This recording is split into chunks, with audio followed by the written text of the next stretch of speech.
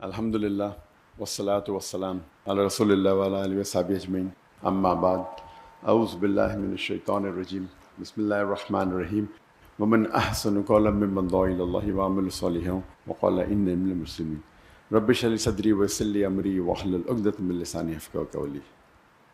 میرے محترم مشائخ، میرے محترم بزرگوں اور میرے بھائیوں، السلام علیکم ورحمۃ اللہ وبرکاتہ۔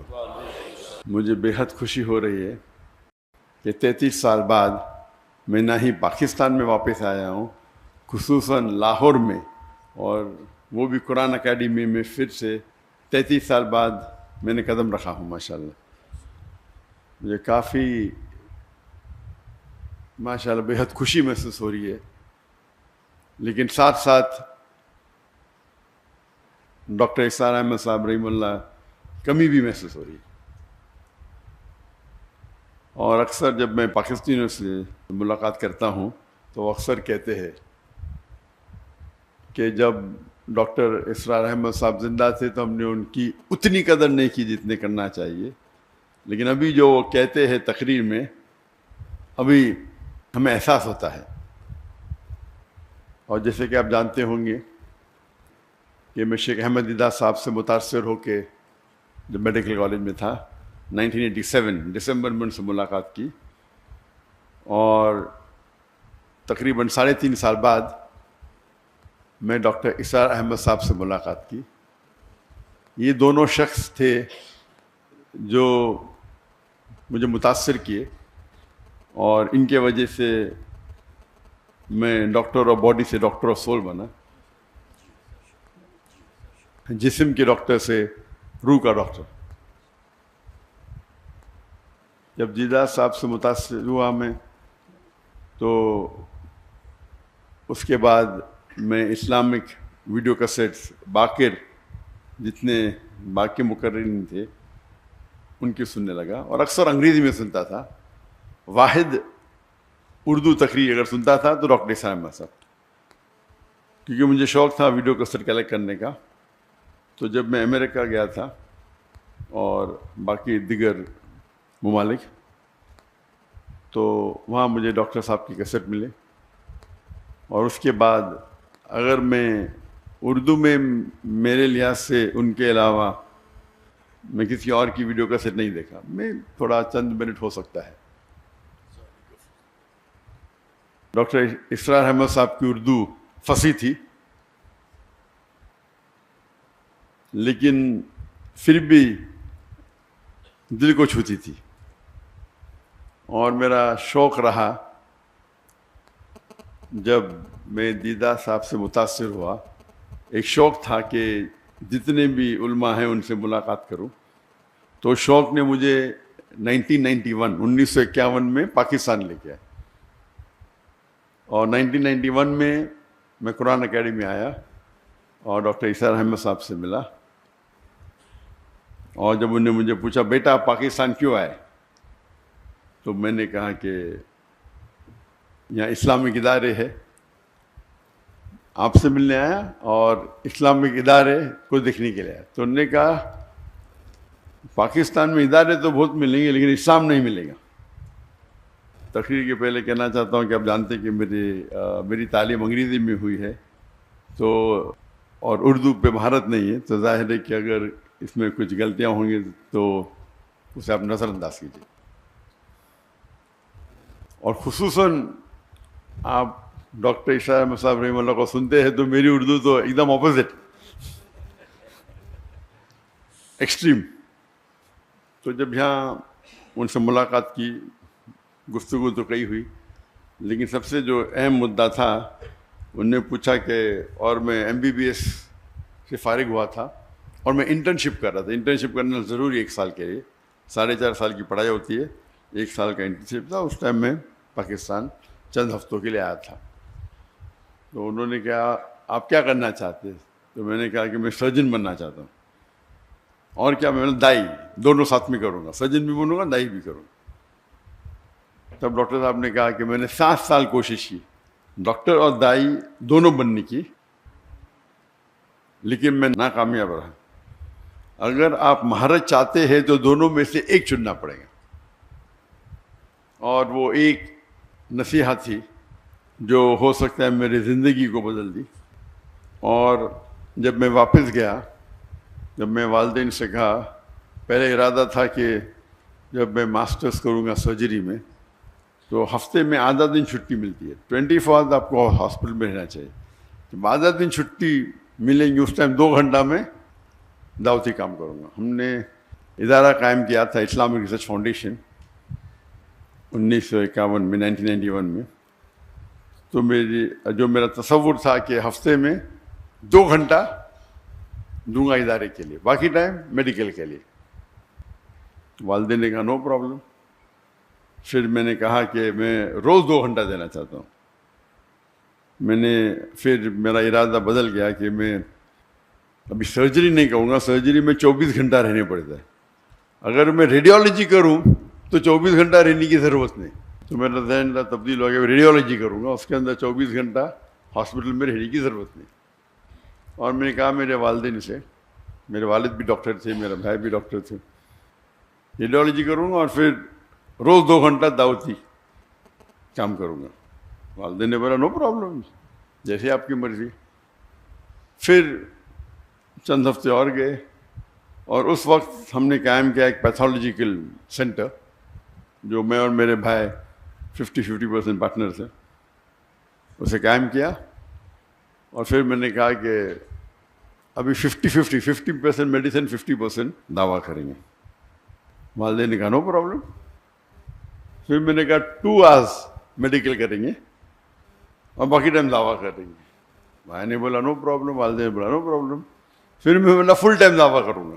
اور یہ سارا سلسلہ 1 سال سے کم میں ہوا. ایسا نہیں کہ 5 10 سال بعد، میں بھی 8 9 مہینے میں.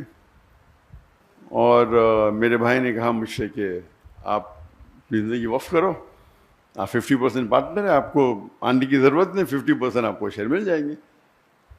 میں نے کہا نہیں بھی دے چلے گا. یہ بھائی نے کہا آپ 50% مل جائیں گے. تو وہاں سے سلسلہ شروع ہوا.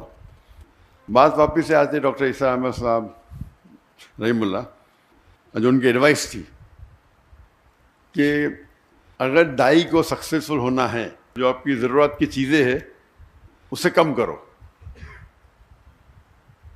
اپنی ریکوائرمنٹس کو کم کرو تاکہ کوئی بھی آپ کو اس پہ محتاج نہ رہنے پڑے.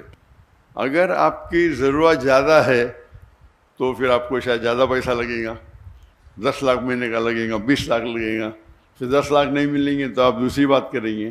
اگر آپ کو حق کی بات کرنا ہے اور اپنی زندگی وقف کرنا ہے تو اپنی ضرورت کو کم کرو یا ریکوائرمنٹس کو کم کرو. اور یہ جو نصیحت انہوں نے مجھے دی، اس کو میں نے دل میں سنبھال کے رکھا. اور آج بھی میں کہتا ہوں، جب میں نے دعوتی کام شروع کیا تو فیملی کا فل سپورٹ تھا، تو کام کرنے کی ضرورت ہی نہیں تھی. لیکن پھر بھی مجھے کئی شوق ہے، تو تقریباً میں دن میں ایوریج 14 سے 15 گھنٹہ دعوتی کام کرتا تھا. یہ میں بات کر رہا ہوں کہ میرج کے بعد. جب شادی کے پہلے میں تقریباً 9-10 گھنٹے دیتا تھا دعوتی کام میں. تو لوگ نے کہا کہ شادی کرو گے تو ٹائم کم ہو جائے گا. تو اسکول میں سیکھا تھا وین ڈائیگرام. وین ڈائیگرام مطلب ایسی چیز کرو جو 2 چیز ایک ساتھ میں ہو.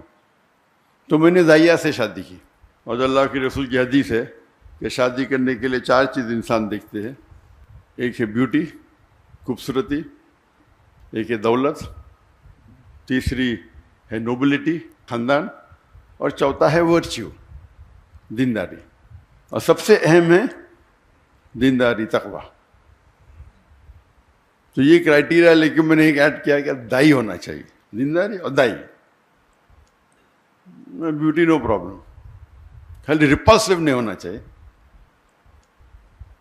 دولت کی ضرورت نہیں، خاندان نو پرابلم. تو ایک ہی کرائٹیریا کیا دیندار ہونا چاہیے لیکن دائی ہونا چاہیے. ایک کرائٹیریا ایڈ کر دیا، کوئی لڑکی نہیں ملی 2-3 سال تک. تو میری بہن وہ انٹرویو لیتی تھی، تو ایک لڑکی کو پاس کیا، تو آپشن تھا ہی نہیں نا.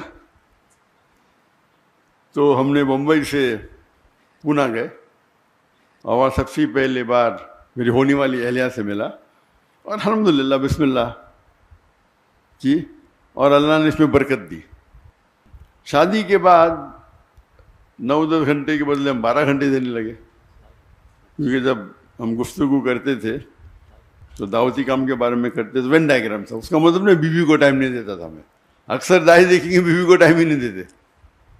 تو عام لوگ جو بیوی کو ٹائم دیتے اس سے میں کئی زیادہ دیتا تھا، کئی زیادہ. اور عام لوگ جو اپنے پیشے میں کام دیتے 8 گھنٹہ 9 گھنٹہ، تو میں دیتا تھا 13-14 گھنٹے، 1.5 گنا. لوگ نے بولے بچے پیدا ہوئیں گے تو آپ کو پتہ چل جائے گا، بچے پیدا ہوئیں گے تو پھر آپ ٹائم کم دیں گے. جب بچے پیدا ہوئے، جب میری بیوی کے شادی کرنے کے بعد ہم نے شروع کی ladies wing, Islamic dress foundation کی لیڈیز ونگ، اور وہ بن گئی اس کی صدر، لیڈیز ونگ کی صدر، اور ادارے کو آگے بڑھائے. بچے پیدا ہوئے تو ہم نے اسکول شروع کیا، اسلامک انٹرنیشنل اسکول. تو اسکول کے اندر میری اہلیہ پرنسپل تھی، میرے بچے تھے، تو 3 in 1 وین ڈائیگرام میں 3 سرکل، بیچ میں تینوں کو ٹائم دے رہے، اور ساتھ میں اوپر اللہ ہے، اللہ سینٹرڈ. تو مین تو اللہ سینٹرڈ ہے. پھر میں ماشاءاللہ 15 گھنٹے دینے لگا. ہم جب جاتے ہیں کبھی ابھی دعوتی پروگرام پہ، ابھی تو میرے بچوں کی شادی ہو گئی، لیکن اس کے پہلے جب جاتے تھے 5 جاتے تھے، میں اور میرا بیٹا عام پبلک میں خطاب کرتے، میری اہلیہ اور میرے دونوں بیٹیاں کرتے تھے، خصوصاً خواتین میں. تو پروگرام ہوتا تھا سپوز 2 ہفتے کا، تو 10 دن یا 9 دن ہم خطاب کرے، پھر 2-3 دن we used to even enjoy, سیر کرتے تھے، سائٹ سینگ کرتے تھے.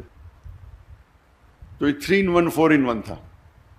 اللہ کی دعوت بھی دیتے تھے، اور سال میں تقریباً منیمم 2 بار تو انڈیا میں گھومتے تھے اور 2 بار آؤٹ سائڈ انڈیا، منیمم تھا. یہ اکثر 3 بار ہوتا تھا، اس میں سے 3 بار میں سے 2 بار تو مکہ ہوتا تھا.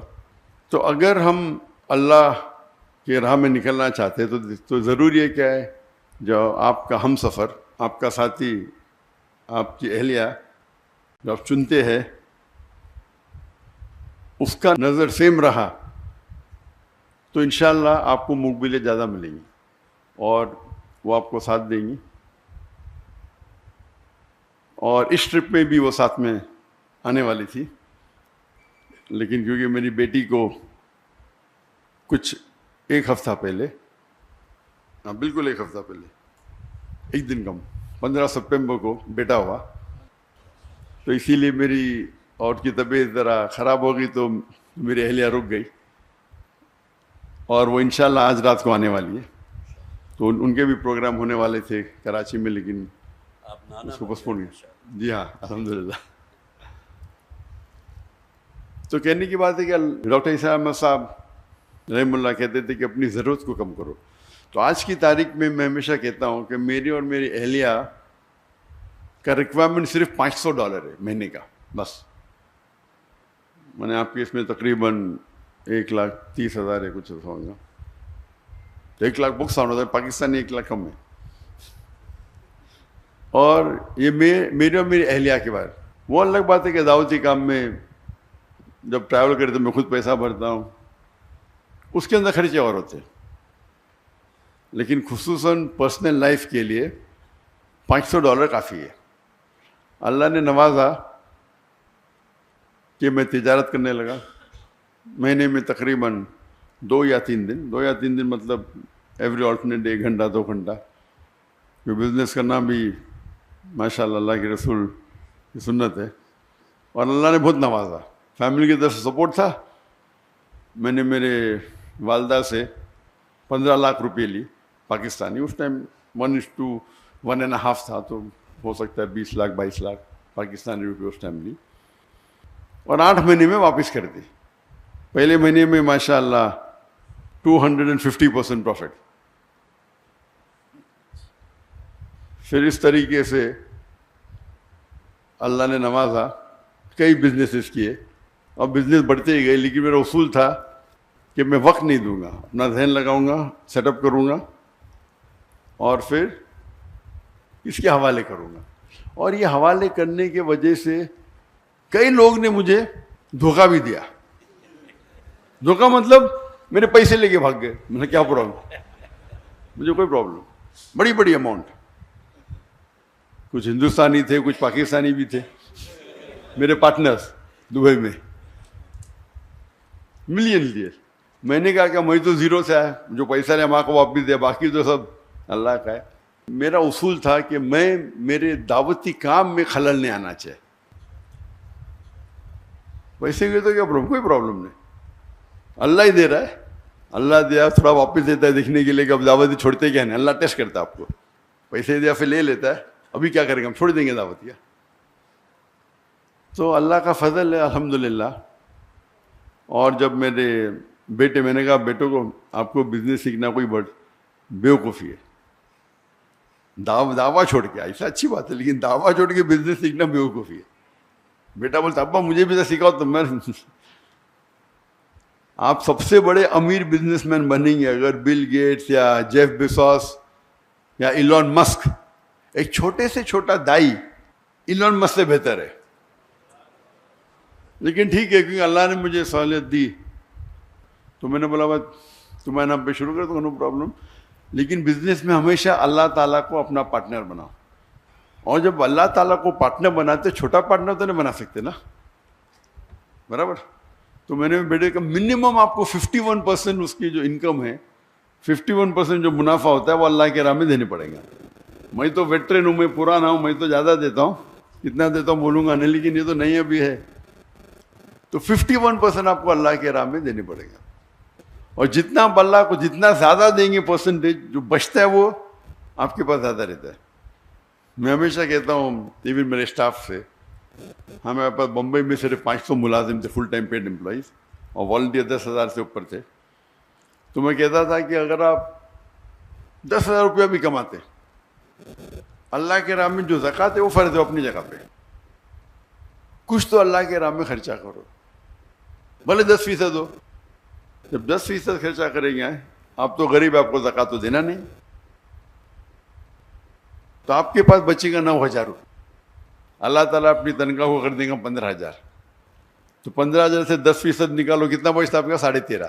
پہلے 10 تھا, ابھی 13.5 ہو گیا, یعنی 35% بڑھ گیا آپ کا. پھر آپ 15% کرو, اللہ تعالیٰ 15,000 سے آپ کی تنخواہ کر دیں گا 30,000. جتنا آپ بڑھائیں گے آپ کا پرسنٹیج کم رہے گا, لیکن جو اماؤنٹ ہے وہ زیادہ رہے گا. تو اس اصول کے ساتھ الحمدللہ مہینوں کروڑ روپیہ کما لیتے بہت سے بزنس ہے. لیکن میں زیادہ ٹائم نہیں دیتا ہوں, کرتا ہوں اور چھوڑ دیتا ہوں. ابھی 2 سال پہلے جب میں نے فارغ کے نام پہ شروع کیا, اور میں نے کہا جو میرا جو معیار تھا, میں نے کتنا تھا بولوں گا نہیں, میں بولا فارغ کے نام پہ شروع کر رہا ہوں تو اتنا تو نہیں دینے کا. تو میں نے 51% کرا, اور کیا ہو گیا, وہ تجارت میں خسارہ ہو گیا, نیکسٹ بزنس میں بھی خسارہ. تو میں نے میرے اہلیہ سے کہا کیا بات ہے, ہو سکتا ہے کہ میں نے جو میرا معیار رکھا تھا میں زیادہ پرسنٹیج دے, ابھی دھندا تو وہی کر رہا ہوں نا, خالی نام فارغ کا ہے. تو میں نے کہا یہ میں نے غلطی کی, جو میرا جو وعدہ تھا زیادہ دینے کا, خالی نام بدلنے سے, تو میں نے میرے اہلیہ سے کہہ دیا کہ اس کا پرسنٹیج بھی سیم ہوگا جتنا میرا پرسنٹیج ہوگا. تجارت تو میں ہی سنبھال رہا ہوں, میرا بھائی میرا بیٹا سے سائن کر رہا ہے. تو اللہ تعالیٰ چیک کرتا ہے, کبھی کبھی شیطان آتا ہے نا, ارے بیٹے کے نام پہ کر دو, کم کر دو, تمہارا تو نہیں, وہ تمہارا وعدہ اللہ کے ساتھ, بیٹے کا تھوڑی ہے. تو اگر اللہ کے راہ میں آپ خرچ کریں گے, جس طریقے سے ڈاکٹر اسام صاحب کہتے تھے اللہ کے بینک میں ڈالو, جب چاہے واپس لے سکتے ہیں آپ. سب سے بہتر آپ اگر کس کو لون دے سکتے ہیں, جو اللہ تعالیٰ فرماتے کہ کون ہے جو اللہ کو قرض دے سکتا ہے. کیا اللہ کو قرض کی ضرورت ہے؟ بالکل نہیں. یعنی اللہ تعالیٰ جس طریقے سے ڈاکٹر صاحب کہتے تھے کہ اگر والد اپنے بیٹے کو کچھ پیسے دیتا ہے, ₹1,00,000, اور پھر پوچھتا ہے کہ 5,000 دو, وہ چیک کر رہا ہے دیں گے کیا نہیں, اسی طریقے سے اللہ تعالیٰ فرماتے کیا کون ہے وہ جو اللہ کو لون دیں گا اور اللہ اس کو ملٹیپلائی کریں گے. اللہ تعالیٰ فرماتے سورہ بقرہ میں سورہ 2 آیت نمبر 261, آپ اگر ایک دانہ اللہ کو دیں گے, اللہ تعالیٰ 7 بوٹے دیں گا, ہر بوٹے پہ 100 دانے, یعنی 700 گنا. بزنس ٹرمنالوجی میں 70,000%. کون سے دھندے میں آپ کو 70,000% ملے گا؟ تو اگر آپ اللہ سبحانہ و تعالیٰ کو اپنا پارٹنر بنائیں گے تو آپ دیکھیں گے کہ آپ محفوظ ہے. وہ فرض تو 2.5% ہے, لیکن زیادہ دینا تو حرام نہیں نا، افضل یہ، تو جتنا آپ زیادہ دیں گے اتنا کم ہے. یہ اللہ پہ توقع ہے. اور الحمدللہ جیسے میں جب ڈاکٹر صاحب سے ملا، میں نے شروع میں سوچا تھا کہ میڈیکل ڈاکٹر سب سے بہترین پروفیشن ہے.